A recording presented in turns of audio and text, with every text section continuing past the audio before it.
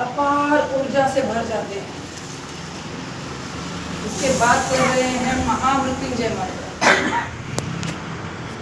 महामृत्युंजय मंत्र में हम क्या बोल रहे हैं?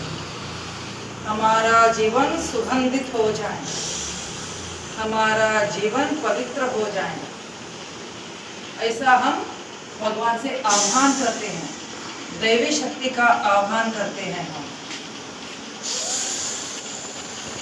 उसके बाद हम करते हैं संगठन मंत्र। संगठन मंत्र करते हैं हम, ओम सहना भवतु सहनौ भुनक्तु, क्योंकि संगठन में शक्ति होती है। सभी के साथ मिलकर करने का जो आनंद होता है,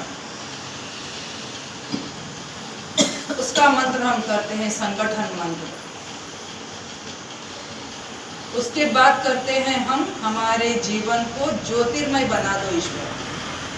ओम असतो मा सद्गमय तमसो मा ज्योतिर्गमय ज्योतिर्मा अमृतम गमय। हमारे जीवन को सद्मार्ग पर लेकर जाना, ये मंत्र सिखाता है। हमारे जीवन को ज्योतिर्मय बनाना और आखिर में जाकर अमरत्व को प्राप्त होना, हमारी आत्मा हमारा शरीर, ये सिखाता है हमारे को। ओम असतो मा सद्गमय तमसो मा ज्योतिर्गमय ज्योतिर्मा अमृतम गमय। अमृत की प्राप्ति के लिए ये मंत्र किया जाता है। उसके बाद करते हैं हम महर्षि पतंजलि का मंत्र। योगेन चित्तस्य पदेन वाचा मलं शरीरस्य च वैद्यकेन। योग करने से क्या होता है, ये महर्षि पतंजलि महाराज हमको सिखाते हैं। योग से आपका चित्त एकाग्र होता है, आपका अशांत मन जो होता है ना, उसको शांत करता है योग करने से। और जो ये मंत्र बोल रहे हैं ना, उससे हमारी वाचा शुद्ध होती है।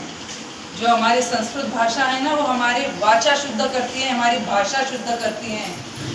हमारी जिह्वा को बहुत आराम से हम संबोधन कर सकते हैं, हम हमारी वाचा को शुद्ध करते हैं। योगेन चित्तस्य पदेन वाचा मलम शरीरस्य। मलम यानी आपके शरीर के अंदर जो बीमारियां हैं, आपके शरीर में जो मल है, उसको बाहर निकालने में योग मदद करता है। ऐसा बताने वाले हमारे पतंजलि महाराज को हम प्रणाम करते हैं, वो श्लोक बोलने से, वो मंत्र बोलने से। मलम शरीरस्य च वैद्यकेन योपाकरोतं प्रवरं मुनीनां पतंजलिं प्राञ्जलिरानतोऽस्मि। पतंजलि महाराज ऐसा बताने वाले को हम प्रणाम करते हैं। ये बताता है हमारे को ये मंत्र योगेन चित्तस्य।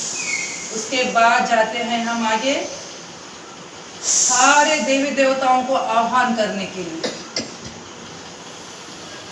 पूजा में हम सारे देवी देवताओं को आह्वान करते हैं, बुलाते हैं ना, वैसा ही ये श्लोक है।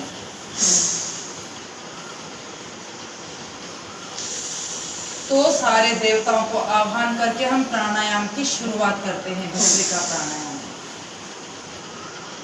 सारी दैवी शक्ति को आह्वान करते हैं सांस के द्वारा अपने भीतर, और सांस को छोड़कर आसुरी शक्ति का विसर्जन करते हैं, भस्त्रिका प्राणायाम।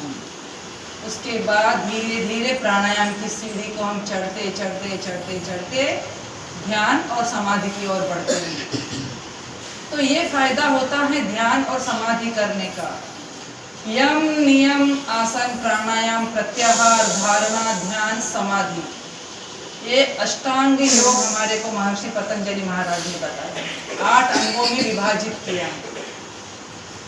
सबका अलग अलग नियम है। यम यानी हिंसा नहीं करना। हिंसा यानी किसी को कड़वा बोलना नहीं, किसी की हिंसा नहीं करना, अहिंसावादी होना, क्रूर दृष्टि से नहीं देखना, मधुर दृष्टि से देखना, अपनी वाणी से किसी को दुखी नहीं करना, ये होता है अहिंसा।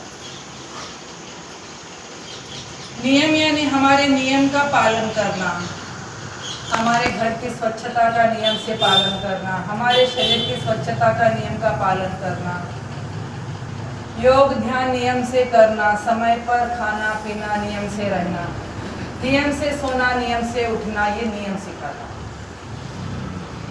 आसन, यम नियम आसन, आसन लगाना सीखना। आसन यानी आप पद्मासन में बैठे हो, पद्मासन में बैठकर थोड़ा सा ध्यान कर ले।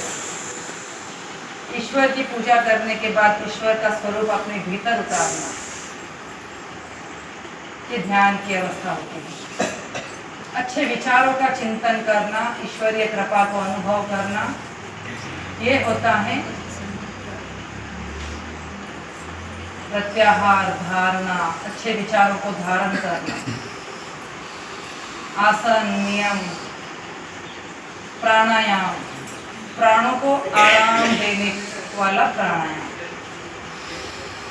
प्रत्याहार, प्रत्याहार यानी दूसरों में दोष नहीं देखना, दूसरों के बारे में कुछ नहीं सोचना, अपने बारे में सोचना। आप थक गए हो तो छोड़ देना, थोड़ा समय छोड़कर बटरफ्लाई कर लीजिए, बटरफ्लाई कर लीजिए। प्रत्याहार में दूसरों के दोष नहीं देखना।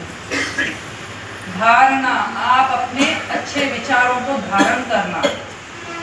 आप विचार करना कि आप जो धारण कर रहे हैं वो सही है क्या। हमारे को जो अच्छा लगता है, मन को अच्छा लगता है, वो नहीं करना है। आपके शरीर को भी वो अच्छा रहेगा क्या, जैसा आप भोजन कर रहे हो। आप अपनी थाली में देख लेना कि मेरे शरीर के लिए अच्छा है क्या, नहीं है तो आप बाजू में हटा देना। आपके शरीर को जो सूट करता है, आपको जो शरीर को अच्छा रहता है, तो वो धारण करना, वो अपने भीतर लेना। प्रत्याहार धारणा हो गया। अब हम जाते हैं ध्यान की ओर। जो हम स्टेप बाय स्टेप कर रहे हैं ना, योग प्राणायाम, ये हम ध्यान की ओर बढ़ रहे हैं।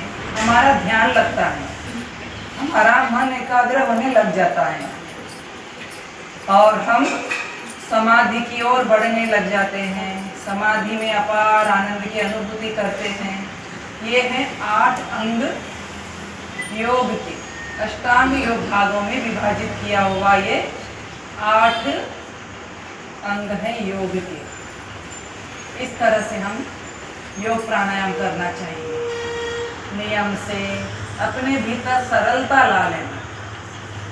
जीना ही है तो अच्छा जीना है ना, रोग से होकर रोज बीमार बीमार बीमार होकर जीना, ये मजा नहीं है जिंदगी का।